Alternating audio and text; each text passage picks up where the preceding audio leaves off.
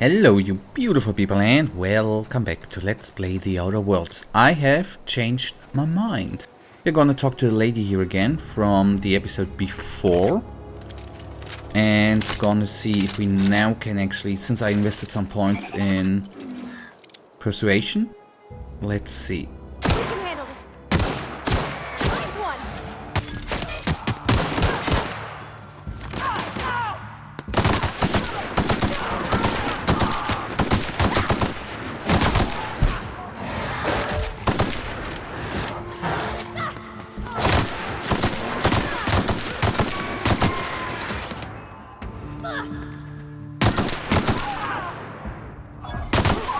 That's the last of them.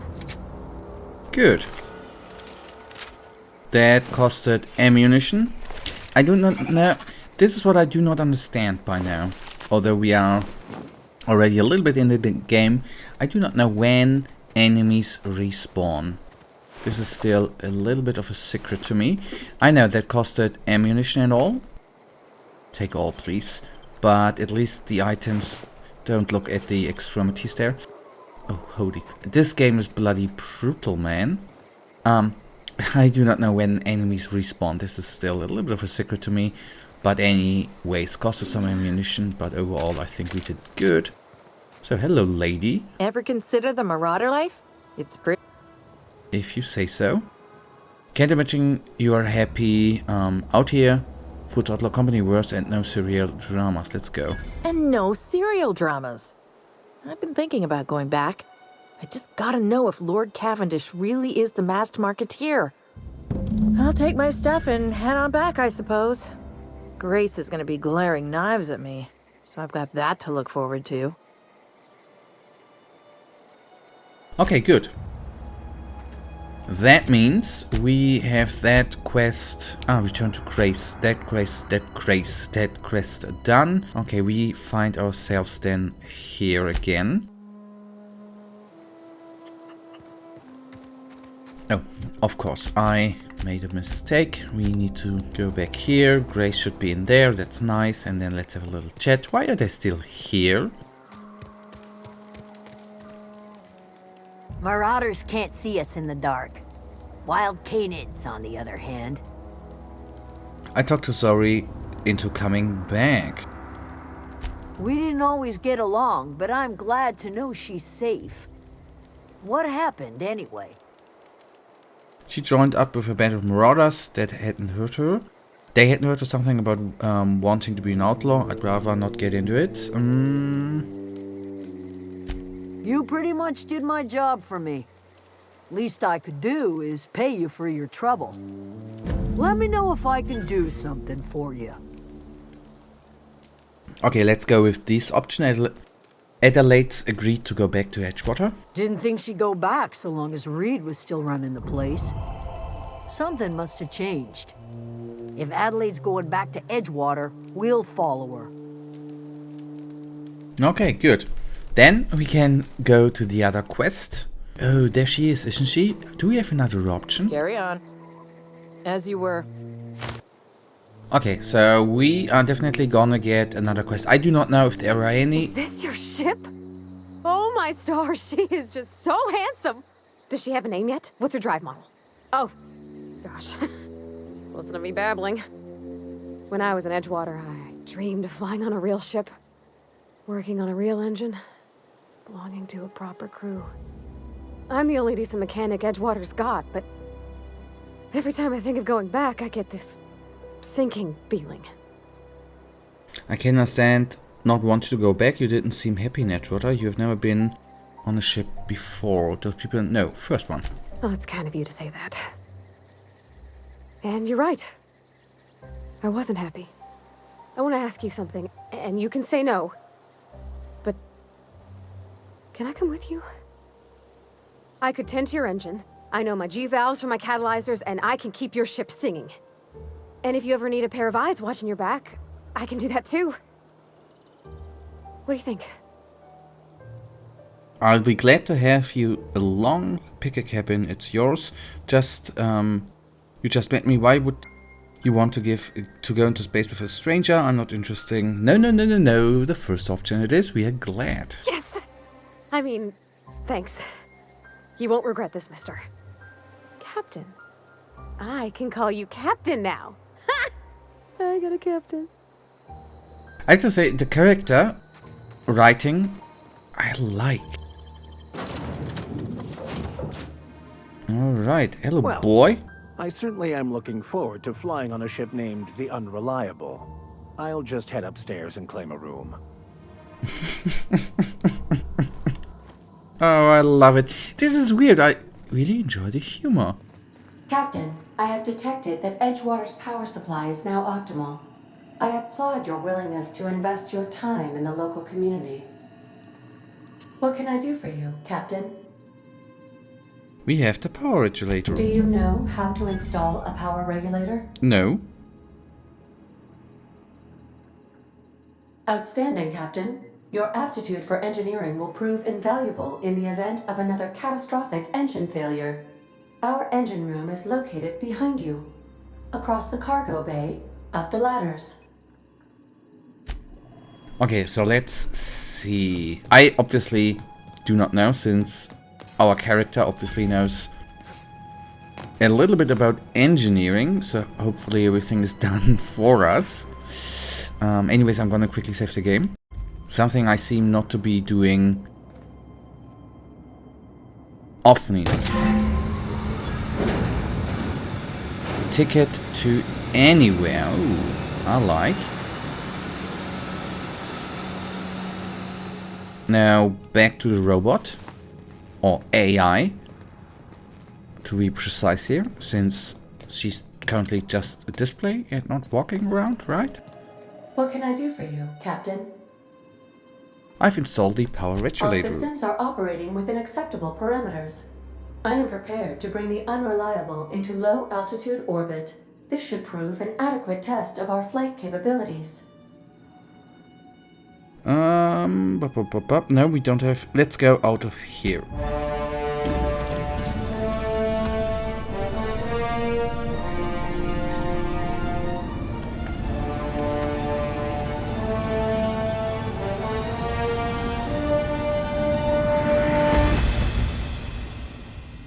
We have received a communication request from Dr. Phineas Wells. Good, I've been waiting to hear from him. Aha, there you are. Hale and hearty, and captain of your own ship. I see you're putting the Unreliable to good use. Shame about her former captain. Horrible way to die. How are you feeling, by the way? I lost track of you in that cave back there. Experiencing any, unnatural drippage? Perfectly normal side effect of thawing, I assure you. Get to the point, Phineas. I've been feeling a little lightheaded, also I can slow time. Let's be polite. Oh, that, yes, that's probably permanent. I wouldn't worry about it, though. I'm sure you're fine. What you saw in Emerald Vale is happening all across the colony. Food shortages, lack of supplies, and basic necessities. We're dying. The chairman, the minister, and all their lackeys on the board are to blame. The Hope has some of the brightest minds Earth ever sent us. If we can revive the Hope's colonists, they can help us undo the board's mistakes. They can help us set things right. You need to get to Stellar Bay on Monarch. I have contacts there. They'll help me, help us, find the chemicals to revive your fellow colonists. Gladys Kelly, lovely woman, runs a cozy little black marketing outfit on the Groundbreaker. She can get you a nav key to land on Stellar Bay. Fine, I'll have a word. Why do I need a Nokia to land on the planet? Slow down, you're asking me to get involved with the black market, or could I put a couple of lights between me and Holocon? Can't I land somewhere outside the Stellar Bay? Okay, the second question, why do I need a Nokia to land, is interesting. Strictly speaking, Monarch is a moon, terraformed badly, and almost completely lawless. You'll love it. Captains don't fly their own ships, you see. Your navigation terminal handles the, navigation. Think of a nav key as a set of flight instructions. The board's been confiscating nav keys for Stellar Bay, so we must rely on unconventional means of acquisition. Hence, Miss Gladys Kelly. Okay, right. The black marketeer. Gladys and I have been doing business for years. Her smuggling credentials are unimpeachable. If anyone can get you a key to Monarch, it's her. With Monarch, I always need to think about the newer Godzilla movies. Were Monarch in the old? No, it was Japanese, not American. Anyways, I don't like the idea of working with a criminal. Let's go with that. Criminals? Goodness, no. Smuggling is a perfectly legitimate business venture. If misappropriating board property is a crime, well then, throw me in Tartarus. Plenty of ways to make money in Halcyon, you know. Not all are above board. Oh, above board, above the Halcyon board. Get it? Oh man, actually you're not funny, but... Ah, well, sophisticated humor, puns, appreciation of puns is a sign of advanced intellect, you know. Alright, what stopped me from just leaving Holok? I will never be able to pronounce that name. Without a skip drive, good luck. You'll be dead before you make it to the nearest star. Look, I admire your optimism, but the sad truth is you're stuck here. You, me, and the rest of this colony. We're all skating precariously around the edge of oblivion together. None of us are leaving Halcyon alive, so we may as well make it a better place. And we can start by reviving the hope. Okay, fine, I'll go have a word with Gladys. Excellent. I'll send her a wireless. Let her know you're coming. By the way, I gave Captain Hawthorne a disguise apparatus of my own design, cutting-edge technology years ahead of its time. I call it the holographic shroud. I'm sure it will prove remarkably useful to you. You'll find it in the captain's quarters. Marvelous device. I'm quite proud of myself. The shroud changes the user's appearance to mimic that of another. It has limits. First-generation technology, you see, but promising. Exciting to see it in use at last. Very simply, the holographic shroud uses biometric information contained on standard identity cartridges to generate a holographic projection around you. Alright, you mentioned this thing has limitations? Only stands up to a casual scrutiny. Use it too long, bound to flicker, blur, something like that. Movement makes it more likely. Best used in moderation. When you see guards in your path you can't sneak past, for example. Maintain your distance. Act normal. No running, no jumping. Don't draw their attention. If they pay attention, they're more likely to notice flaws in the hologram. Why do I need a gadget for this? Couldn't I just see a uniform or something? Okay. A change of clothes. What is this? Some old spy serial? What inattentive and brainless guard would be fooled by such a shabby disguise? The holographic shroud masks not only your clothes, but your face and fingerprints. It modulates your voice and sweetens your breath.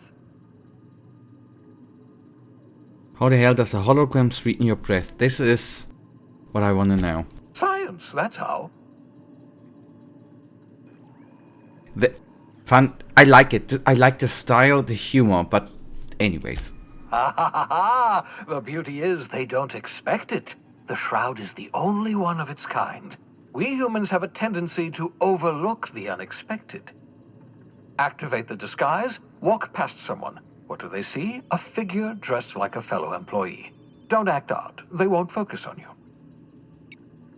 Okay, we put it on. Excellent. I'll contact you once you've found a way to get to Stellar Bay. If you have any questions, come see me in my lab. And remember, don't trust the board. They'll try to win you over with promises of wealth and power, but it's a lie. The board's only interested in filling their own pockets. If we don't put a stop to them, they're going to run this colony to the ground. Transmission ended. If you are ready to depart, please select a destination on your navigation terminal. Alright. So the terminal is there, but the last... We are gonna do that in the next episode, obviously. I would like to see the captain's room, Oh, holy crap. Oh, hello, planet. Although we've obviously only seen... Oh, okay. No, is this our stash?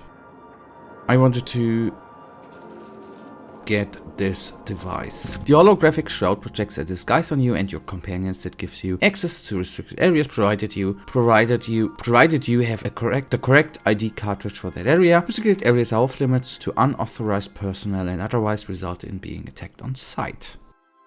Okay, got it. Who would not pick that stuff up to get to the next location, right? So we have, of the last planet, seen actually a short portion of the planet.